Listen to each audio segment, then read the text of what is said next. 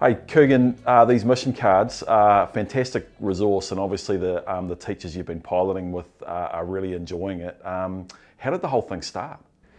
So last year we watched some webinars around adding some challenge, adding some change into some PE games and bits and pieces, and we thought that's a really cool idea, but we're still again stuck with the fact that we're putting these challenges in, but we're still only seeing a little bit of kind of challenge, or the extra learning that's in there. So we've decided that actually from the challenge we actually need to have some reflection questions and stuff like that, and kind of use the idea from the Move Well. And then from there we decided, right, here's some missions we can use, looking at individual and team challenges. And from there we created them and kind of let's give them a go and tweak them and go and went from there. And there's a whole lot of thought, design, and strategy that's gone in to the background of these cards, but they're actually really user friendly, aren't they? Yeah. So the whole idea is the fact that it's students can use these. So you can give them the cards, and as a teacher, we can actually step back and allow the students to lead their own learning and challenge themselves in a way that works for them. What are the really cool things that you've seen when they're being used in a class? The change and the shift from teachers directing all the conversations, asking all the questions and reflecting everything, to students actually allowing, being able to start that conversation and try and give things a go and actually lead the conversations with not only themselves but with the rest of their peers in their class. PE can be an interesting space for the kids, isn't it? And I guess what these cards do is really create that level playing field. Yes. Yeah. So the idea of the cards is there's some that will disadvantage students and add a challenge that is a disadvantage to them. There's other cards where it's actually, as much as it's a disadvantage for the game, it's an advantage to that individual. And with that, we can then start looking at your students that are really succeeding, ones that need that further challenge can have a challenge, but the ones that need that support or that scaffold, there's cards and challenges in there to support them and bring them up. So it does bring to a playing field where some students may have things a little bit easier and some students may have things a little bit harder, and allowing the students to see that sometimes we do need to adapt things and change things to make it suit everyone. As a PE teacher, do I need to be an expert to be able to use these cards? No, not at all.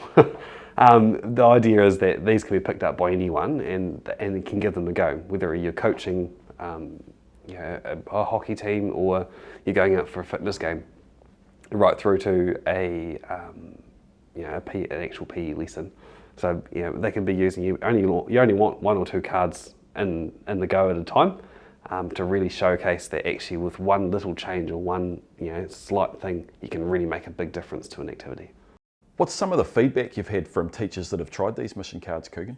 We've had teachers that are really excited to give it a go, and they throw lots of different activities in there, and it works for them. And other teachers that have gone, there's a lot of cards in there, and they're not sure where to start. And so, just taking one or two cards out and giving them a go, and just practice with those one or two cards for a variety of different activities, allowing students to kind of understand what's going on and how that looks. And once you feel comfortable with those, then moving on seems to be a lot better of an opportunity, because it did seem that it was a wee bit overwhelming, the amount of cards that are in there.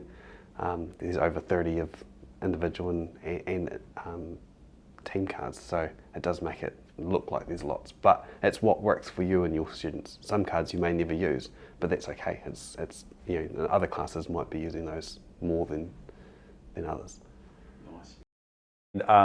Creating that disruption in your class, I guess, can be a little bit scary for a teacher, but the more you use the cards I'm picking, the more accustomed you'll become to them. Yep, they are there to cause a bit of conflict or a bit of challenge, or a bit of extra thinking into your lessons. So the idea that you don't have anything that goes wrong with those cards is unrealistic, but it's something that we can really unpack and explore, because a lot of the time the way that the missions are posed are things that would be occurring when they're not being supervised at morning tea or lunchtime.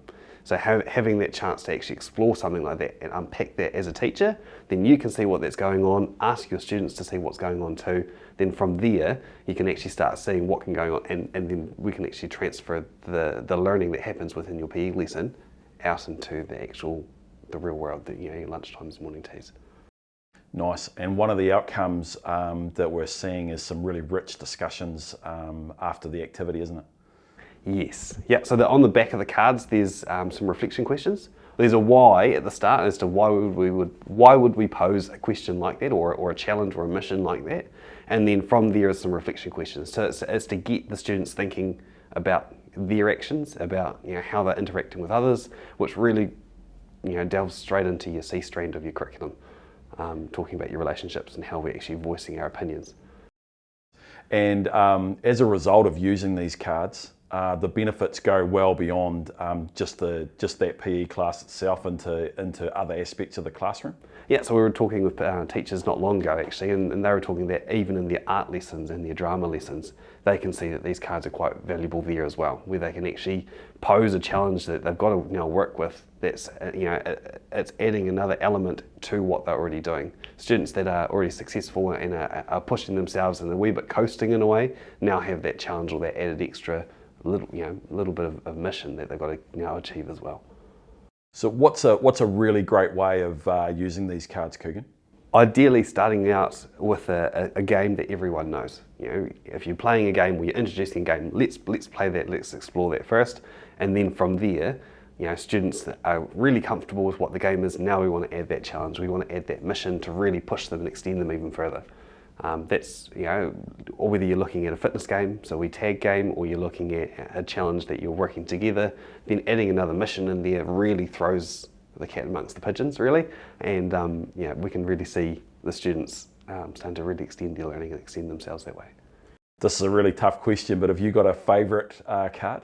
Yes, and an individual card that I love seeing in action is the Rebel card.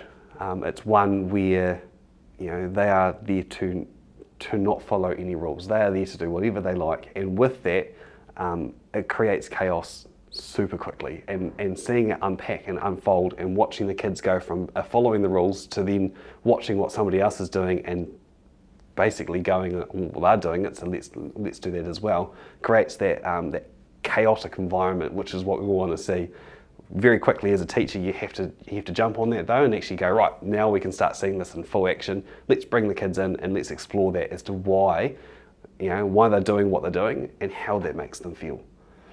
You've got to be quite careful who you choose to put into a card like that, because it can create kids that are normally following every rule, and you're giving them a card like that, it puts them outside their comfort zone to show that actually how other kids are feeling. It's a bit of a thrill, but it's also looking at but other kids are like, well, they normally follow the rules, why are they not?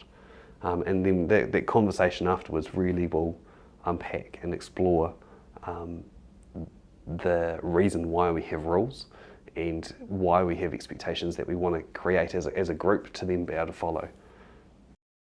Nice. So we know the teachers really enjoy using these cards. What do you think, how the students themselves finding it?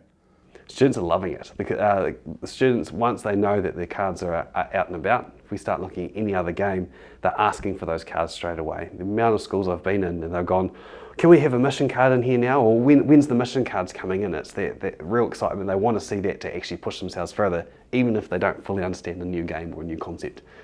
So sometimes it's a bit of, we need to wait for those, but it's adding that extra excitement that is kind of like, the lollipop at the end of the doctor's visit kind of thing. That PE teaching space can be a challenging one, and but in the mission cards we have a resource that is really designed to support teachers. What words of advice would you give to a teacher who's perhaps picking up these cards for the first time? Best thing would be about that is that actually it's majority of the learning from the mission cards are not on teachers, it's actually on the students. And so allowing students to read the cards to their group or read the cards to themselves and clarify what they're doing. And it allows you as a teacher to actually step back and actually watch what's going on in the classroom. Then when it comes to reflecting upon that and understanding why we would have posed a question like that or posed a mission like that for them, students are being having that agency and exploring why they're doing what they're doing and unpacking that and then questioning each other.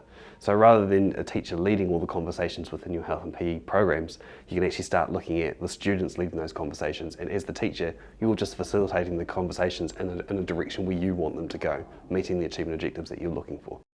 Keegan, I think one of the things that makes the mission card such a great resource is that it puts the learning in the hands of the children, doesn't it? It sure does, yeah, and that's the whole idea of and the reason why we come about these was we want this to be student focused. That student agency is something that teachers sometimes feel a wee bit uneasy about, so that's why we definitely want to have that in the front of all learning that we want moving forward.